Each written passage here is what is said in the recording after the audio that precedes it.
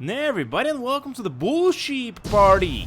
And in this one, we're going to be taking a close look at the new podium vehicle, the S80RR.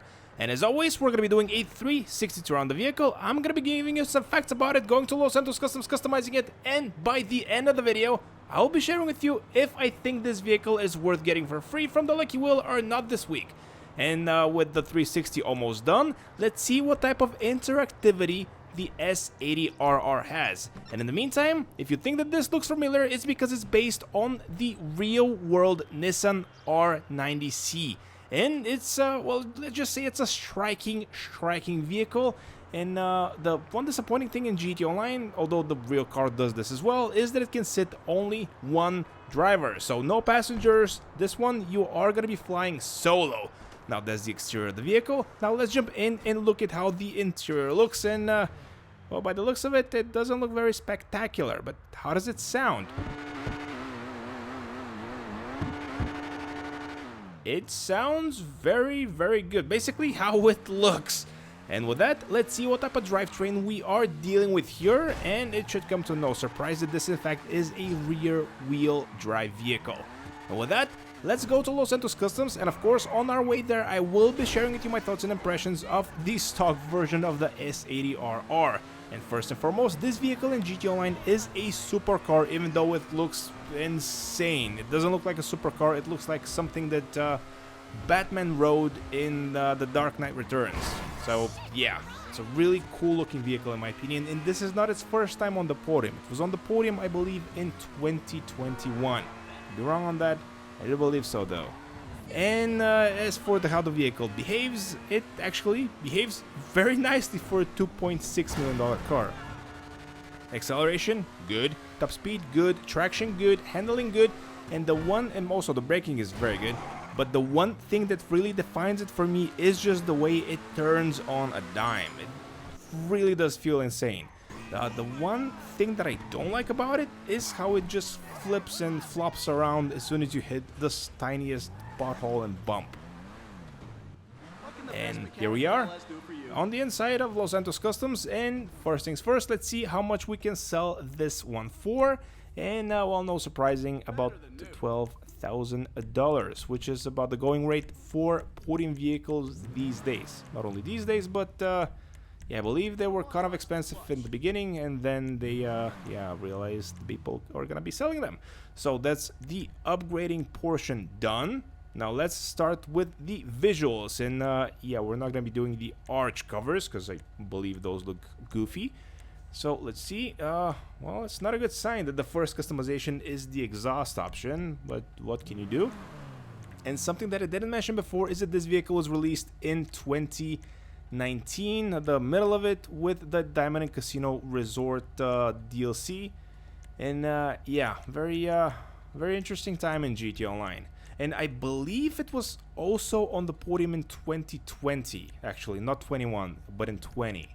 Because I faintly remember talking about the vehicle being a year and change old. Anyway, back to the podium vehicle. Also, I think I remember the other car having no spoiler. Interesting, but this one came with a spoiler, so it's definitely a different car. Now let's see what yeah,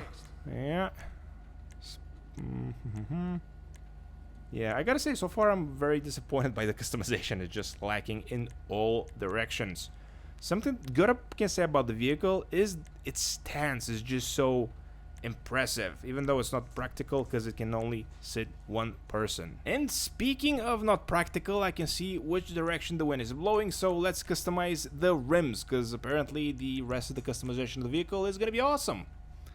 So let's see, I do like those, the gravel trap, so let's see what else can we choose from, but I think we're gonna return to those, even though, yeah, those are pretty pricey, but you can't put price on looks, I guess. Although, I don't know, maybe Rockstar doesn't agree with that. Let's see, yeah, I think I do like those the best. So let's go back and select them. And the next, yep. Next up, let's see, probably gonna go with something red to match the bull sheep party emblem that we're gonna be hopefully putting on the side or the front of the vehicle if it's an option.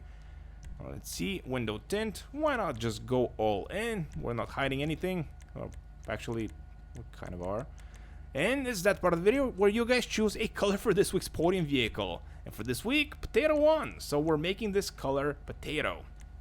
And of course, first and foremost, we're seeing what the chameleon colors look like on the car, because most of the time they are awesome, but this car just doesn't look right with them, at least in my opinion. Now, probably if I had to choose, the best color for the car would be either a silverish white or a purple. A deep purple also I think looks good. The potato-y color, let's see. Let's see what looks like a potato. Maybe well, maybe this. No, maybe this one. This one. Yep, kind of looks potato-y. And as always, thank you so much to everybody that voted on the poll, and hopefully you like the potato color that we chose for this together. Now let's see, what do you want us to make the secondary color? It's free, so why not? Crew emblem on the side. And do we want to change the color of the rims? Let's see, what can we do? Is the entire rim gonna change? Oh yeah, we don't want to do that because it looks just a little bit too goofy. But maybe not go with the black either. Yep, carbon black, much better. And in case you were curious, we can sell the vehicle now for this many dollars. And we're out of here. And here we are on the outside, and I gotta say, customization was really disappointing, especially with the height that I was riding here, with the vehicle being just, well, not horrible. Now, is it a good vehicle after fully modifying and customizing it? Let's make another turn so I can make a decision. Well, it's better. It was already good at accelerate, basically good at everything, but keep in mind that this is a $2.6 million vehicle. And would I pay for it just up front? No. The question of the video is it worth getting for free from the Lucky Wheel? And this is exactly what I'm saying. Even though I saved it a little bit, you guys see when the car just goes over bumps, it likes to either spin out, spin around, or just freak out. It's weird. I don't know how to describe it. It's probably something that you need to handle by yourself in order to understand what I'm talking about, but believe me, it's not the easiest car to drive. Even though the real world version of this, the Nissan, I believe that's probably also going to be the case. And yeah, do I recommend getting this from the Lucky Wheel for free? Honestly, I don't know. It's a Garage Queen, looks kind of cool, but if you're not into car collecting and if you want to ride your vehicles, I think this one is a miss. You can't even fit a passenger in it. And that's gonna be the end of the video. Thanks so much for watching. Please like, please subscribe. Let me know what you think of the S80RR in the comments down below, and I will catch you all in the next one. And of course, seeing if this vehicle is off-road worthy is the way that we're closing all videos that are quote-unquote worth it videos.